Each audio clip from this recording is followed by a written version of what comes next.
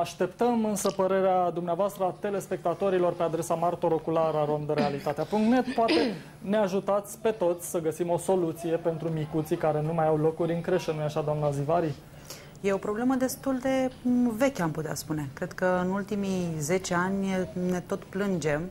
Undeva în luna mai-aprilie, când se fac înscrierile, după aia revine subiectul la început de septembrie și până acum nu s-au găsit soluții, chiar dacă, din punct de vedere al fondurilor europene, chiar și al legislației în vigoare, în curs și ceea ce urmează, întotdeauna au fost bani prevăzuți pentru construirea de instituții de învățământ, chiar și preșcolari, chiar și antepreșcolari. Cei care vor să reducă acum, doamna Simian, durata concediului de creștere a copilului de la 2 ani la 1 an, spun că astfel se vor crea condițiile pentru înființarea de noi creșe. De-aia nu există creșe, pentru că mamele stăteau acasă cu copiii 2 ani. Aceasta să fie situația? Cum stăm în București? Pentru că la Constanța vedem că 1500 de copii nu au unde să meargă.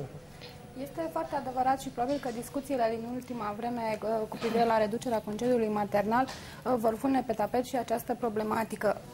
În municipiul București, să nu uităm, sunt 98.000 de copii cu vârstă între 0 și 4 ani. Și cu toate acestea, la nivelul capitalei, cererile pentru crește se ridică undeva la 900 de locuri. 900 de locuri ne-ar mai trebui ca să acoperim necesarul de locuri într-o creșă.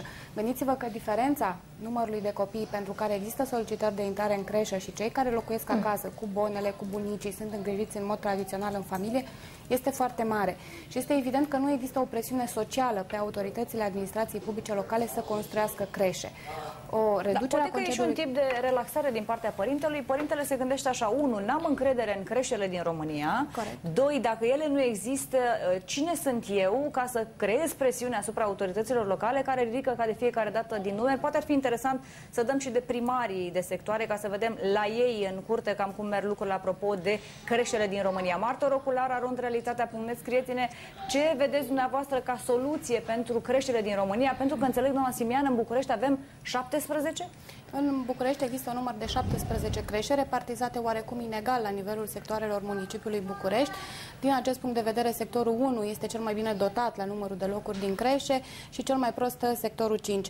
Tocmai pentru că aceste servicii sunt foarte inegal repartizate pe raza municipiului București, s-a considerat necesară intervenția municipalității și deși nu este un atribut direct al Primăriei Municipiului București și al Consiliului General al Municipiului București, am reușit să accesăm un fond european prin intermediul căruia într-o lună de zile va fi dată în folosință o primă creșă în sectorul 5. Bun, cred că ar fi interesant să mergem la doamna Dima de la Constanța. Bună ziua, doamna Dima, dacă ne auziți.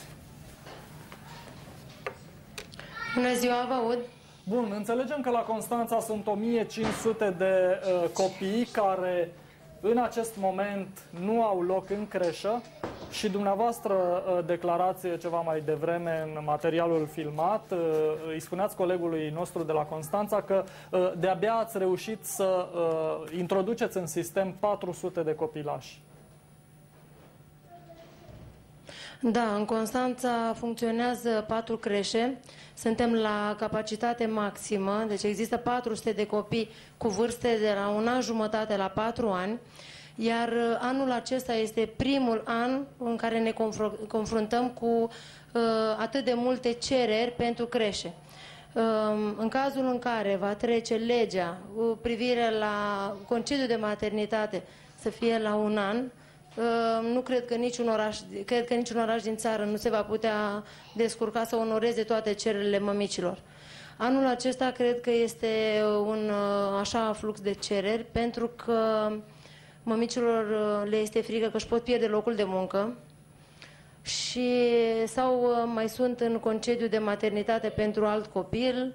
Da, doamna Dima, ce le spuneți în momentul în care vin părinții la noastră și zic că aș vrea și eu să-mi înscriu copilul la creșe și noastră spuneți, domne, nu mai am locuri. Ce-i sfătuiți să facă? Că poate oamenii ăștia, așa cum ne scriu deja părinții pe martorocular@realitatea.net, ne spun, n-am cu cine să las copilul, nu am părinții aproape, iar creșterile sunt ca și inexistente. Ce să facă oamenii?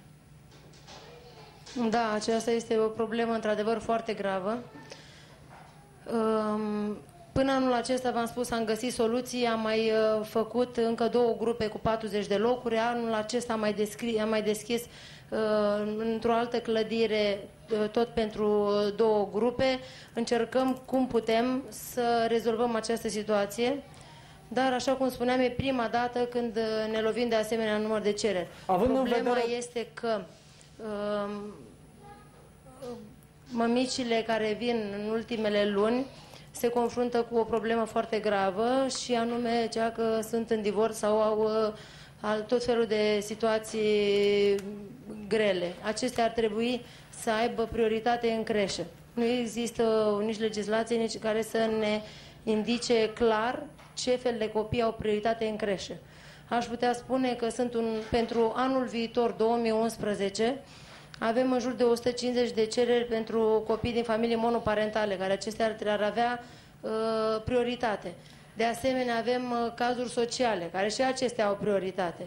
Bun, din păcate, dacă sunt doar 400 de locuri și 1500 de copii n-au loc la creșă, avem o reală problemă. Dana ne-a scris pe e-mail martorocular@realitatea.net: am un copil de 1 an și 3 luni și nu am bunicii disponibili pe o rază de câteva sute de kilometri distanță. Văzând știrea, am căutat pe internet creșe și am găsit creșe particulare la minim 1000 de RON pentru program prelungit. Așa zisele bone care nici nu au calificare, nici nu ai siguranță că sunt de bună credință, cer minim 1000 de RON pentru 10 ore pe zi. Doamna Zivari, în situația asta, sunteți proaspătă mămică, ce ați sfătui să facă părinții? Pentru că, în primul rând, nu poate să ducă să-l tragă de mânecă pe primar, să-i aducă aminte că sunt cei care l-au votat și că ar trebui să se ocupe de niște lucruri. Deși poate ar fi interesant.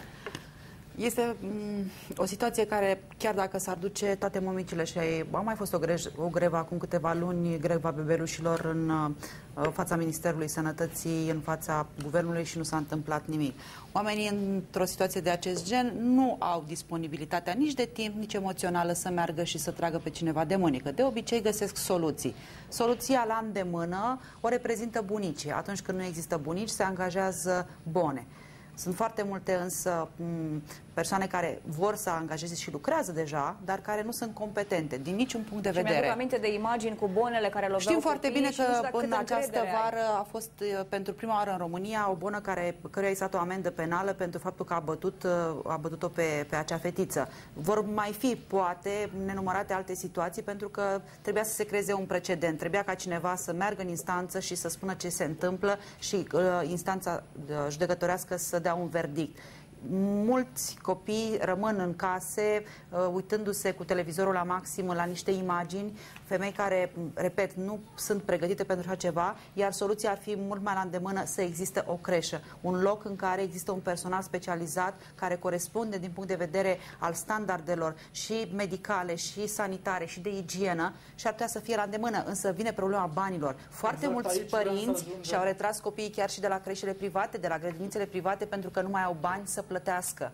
Pentru că a venit vorba de bani, doamna Simian, având în vedere toate aceste probleme financiare, inclusiv ale autorităților locale, ce vă face să credeți că în momentul în care se va reduce perioada concediului maternal, autoritățile vor considera construcția de creșe o prioritate și cu toții vor începe să construiască și să înființeze creșe? Să rezolve această problemă. În primul rând, dezvoltarea serviciilor sociale trebuie să facă parte la nivelul fiecărei administrații publice locale dintr-o anumită strategie. Și mi se pare firesc că în momentul în care și-au preluat mandatul, să zicem, primarii de sectoare sau primarul general al municipiului București, el s-a uitat și a făcut o strategie. Și știam din momentul în care a fost introdus concediu maternal de 2 ani cu plata indemnizației de 85% din venituri, că peste 2 ani va urma un val de cereri de intrare a copiilor într-un serviciu social. Problema însă nu este că nu sunt bani pentru construcția de creșe. Simian, am o curiozitate. Din discuțiile pe care le-ați avut, că sunteți director de direcție importantă și v-ați întâlnit cu edilii, i-ați întrebat: domnilor, da, bani sunt, de ce nu facem creșe? Nu există interes? Pentru că de ce aș plăti bani la o grădiniță privată sau la o creșă privată când statul se plânge că nu încasează? E un nonsens pe undeva. Da, este adevărat, însă să știți că din discuțiile noastre cu omologii noștri de la nivelul sectoarelor municipiului București există un interes crescut, dar doar în ultima perioadă de timp, când, repet, au început să apară efectele concediului maternal, s-au terminat cei 2 ani în care mămicile au stat acasă. Totuși, cifrele pentru București nu sunt atât de dramatice cât sunt, de exemplu, pentru cazul prezentat de noastră din Constanța. Vă dau un exemplu. În Ploiești, Răzvan ne scrie pe martorocular@realitatea.net: în Ploiești a existat o creșă care acum nu mai este, practic nu avem nicio creșă. Sunt mai multe județe din țară, din ceea ce cunoaștem noi, în care nu există decât o creșă în municipiul reședință de județ. Dar să ne întoarcem la Constanța, la doamna Dima, dacă ne mai auziți. Doamna Dima, spuneți-ne, dacă știți ce s-a întâmplat cu cei 1500 de copii care nu au mai avut loc în creșele dumneavoastră. Aveți informații despre ei, unde au ajuns, cine se îngrijește de ei? La începutul anului școlar, în data de 15 septembrie, s-au ocupat toate locurile, dar nu toți copiii s-au putut acomoda în creșe sau părinții au găsit alte variante, precum bunici proaspăt ieșiți la pensie sau bone. Atunci am mai onorat cererile care veneau pentru ocuparea acestor locuri. Diferența de cereri a rămas în evidența noastră pentru a o onora la anul viitor. Bun, în acest moment autoritățile locale din Constanța au în proiect înființarea mai multor creșe pentru a acoperi cererea? Vreau să vă spun că până acum 3 ani am onorat toate cererile pentru creșe. Cum v-am mai spus, de 1 an jumătate, 2 ani maxim, este afluxul acesta de cereri. Am demarat un proiect pentru reabilitarea a două foste creșe. Cu primarul Mazăre ați luat legătura, doamna Dima? Cu primarul Mazăre, cu cei de la Consiliul Local, am luat legătura, dar acum fraților, avem un deficit de 1500 de locuri, faceți ceva? Da, deci în anul 2011 se vor mai face încă 2 creșe, asta însemnând încă vreo 200 de locuri. Da, din păcate e vorba de un deficit de 1500. Ne scrie Silvia, sunt o mamă cu un copil de 3 ani și jumătate. De la 2 ani am încercat să-l înscriu la o creșă din sectorul 2, dar nu mai erau locuri, așa că am fost nevoită să-l dau la o grădiniță particulară, unde am plătit 800 de ron, aproape tot salariul meu, timp de 1 an și 3 luni. Asta apropo de ce ne scriu oamenii pe e-mail. Pe de altă parte, doamna Zivari, câți oameni își permit să plătească o creșă particulară, deși nici acelea nu prea există? Nu, există creșe particulare și care sunt chiar foarte, foarte bine dotate. Dar și foarte scumpe. Nu sunt foarte scumpe, depinde acum despre ce vorbim. Dacă facem comparație cu venitul mediu pe economie, da, ele sunt foarte scumpe. Nu cred că există și nu s-a ocupat nimeni să facă o monitorizare a cazurilor. Degeaba o întrebăm pe doamna de la Constanța sau pe oricare alt reprezentant al protecției sociale ce se întâmplă cu acești copii. Nimeni nu știe ce se întâmplă. Firește, vom identifica multe situații când părinții au renunțat la serviciu. Funcționează în continuare, după cum ne scriu cei de pe e-mail, funcționează șpaga, hai să spunem pe nume. Ne scrie Elena așa: am avut și eu această mare problemă, am trecut prin această situație cu cei 2 copii. Am avut noroc și am făcut, citez, rost de loc în creșă. Ăsta e adevărul, trebuie să te învârți, să-ți faci rost. Adică există și sunt astfel de situații în care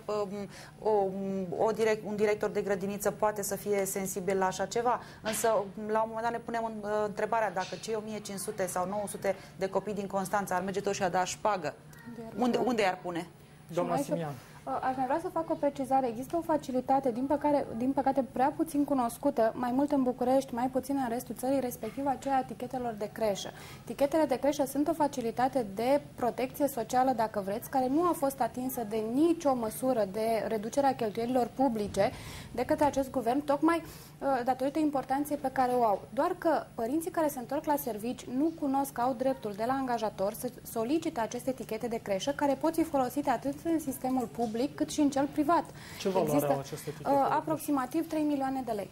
Deci există în București, sunt creșe private care acceptă plata prin aceste etichete de creșă, care, iată, își ating menirea și avem foarte multe cazuri de părinți care merg la angajator. Pentru angajator, contribuția socială fiind foarte mică, îi convine să plătească un tichet de creșă decât să-și țină un angajat acasă timp de 2 ani de zile și în acest timp să pregătească un alt angajat sau poate 2 care să ia locul celui care a plecat în concediu. Mulțumim foarte mult pentru prezența la știri, mulțumim de asemenea doamnei Cezara Dima de la Constanța. Bun, vreau să vă mai citesc în final un